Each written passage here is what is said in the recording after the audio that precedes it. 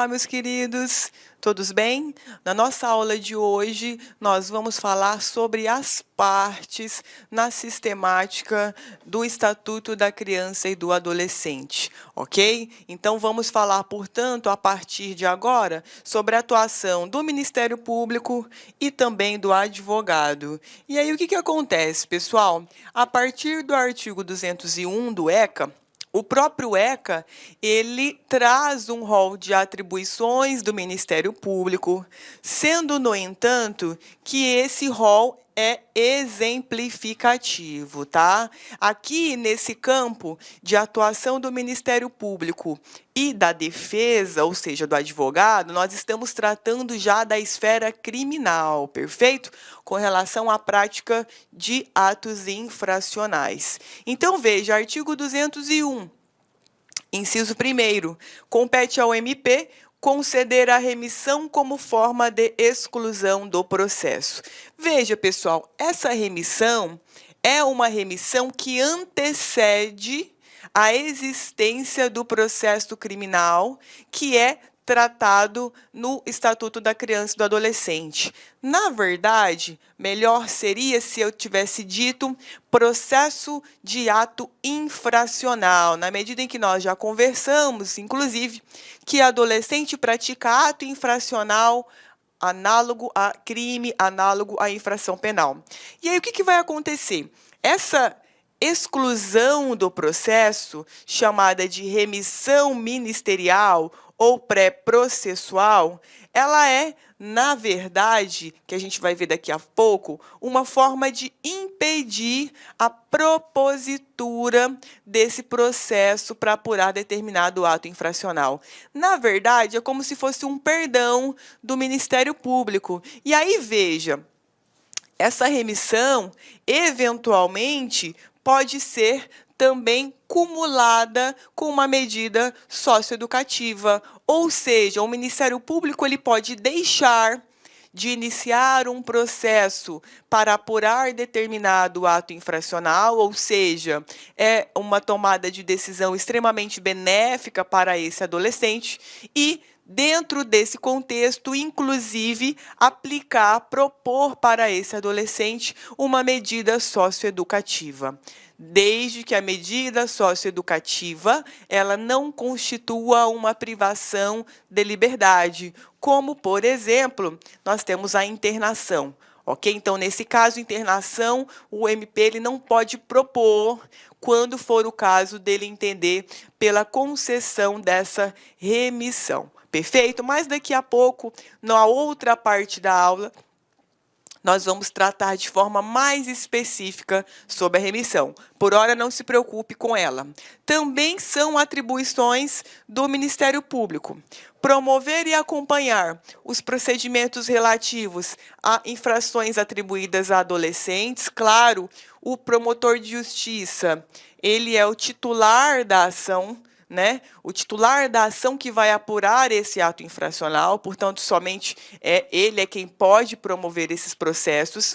Também, promover e acompanhar as ações de alimentos e os procedimentos de suspensão e destituição do poder familiar, nomeação e remoção de tutores, curadores e guardiães, bem como oficiar em todos os demais procedimentos da competência da Justiça da Infância e da Juventude.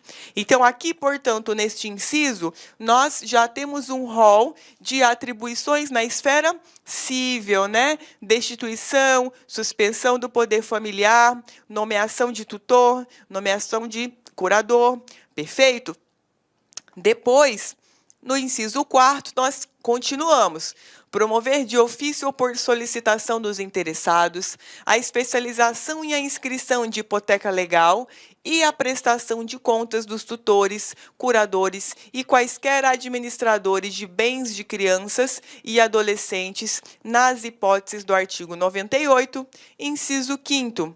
Promover o inquérito civil e a ação civil pública para a proteção dos interesses individuais, difusos ou coletivos, relativos à infância e à adolescência, inclusive os definidos no artigo 220 da Constituição Federal. Aqui, pessoal, nesse particular, esses interesses difusos e coletivos relacionados à ação civil pública ou são nas hipóteses em que você tem uma coletividade de adolescentes ou crianças, por exemplo, em uma situação de risco.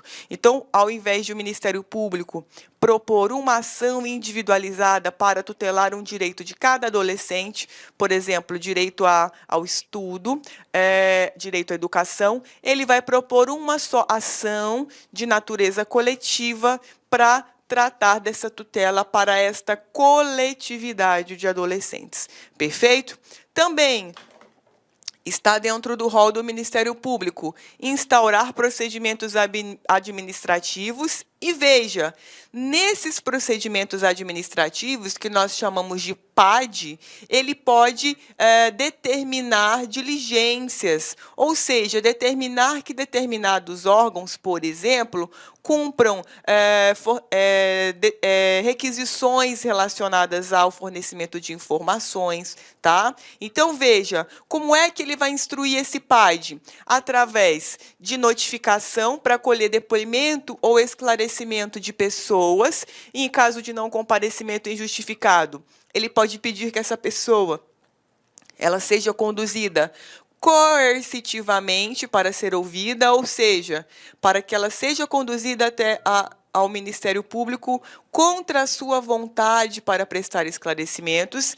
B, requisitar informações, exames, perícias e documentos de autoridades municipais, estaduais e federais, da administração direta ou indireta, bem como promover inspeções e diligências investigatórias. Então, por exemplo, aqui, nessa letra B, inclusive, aspectos cíveis, aspectos criminais, aspectos relacionados ao meio ambiente. Então, por exemplo, o promotor ele quer fazer uma inspeção em uma lagoa que, ao que tudo indica, tem sido poluída por uma empresa. Então, ele pode fazer uma inspeção naquele local que vai servir de elemento de prova da poluição no procedimento administrativo disciplinar. Então, no procedimento administrativo, me perdoe. Então, o promotor de justiça ele pode realizar essas diligências.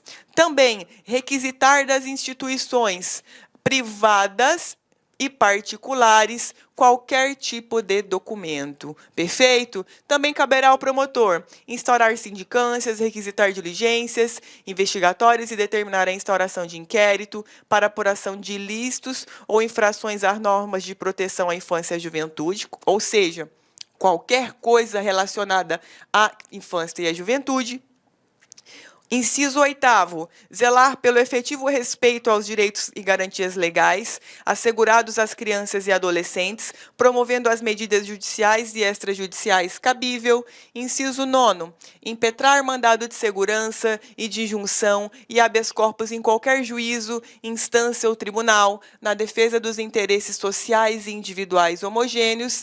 10. Gente, isso aqui é um rol exemplificativo, tá? Então, eu estou falando com vocês sobre ele aqui rapidamente, depois eu vou pontuar uma questão importante desses incisos, tá? Inciso 10º, representar ao juízo... Olá, meus amigos, minhas amigas, inicialmente eu quero pedir licença para vocês, pois interrompi seus estudos, mas essa videoaula que você está assistindo aqui no YouTube é uma videoaula demonstrativa para você conhecer as potencialidades e conhecer o nosso produto do site Lá Concursos.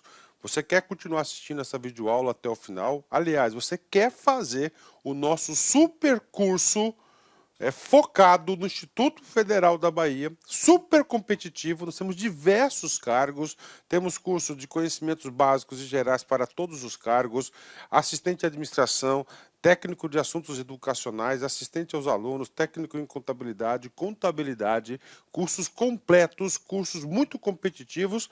É muito simples, é só você entrar em contato com uma das nossas atendentes aqui da Lá Concursos, que eu tenho certeza que você não vai se arrepender. Tá certo, meus amigos? Então, espero vocês no site Lá Concursos. Um forte abraço, fique com Deus, tchau, tchau.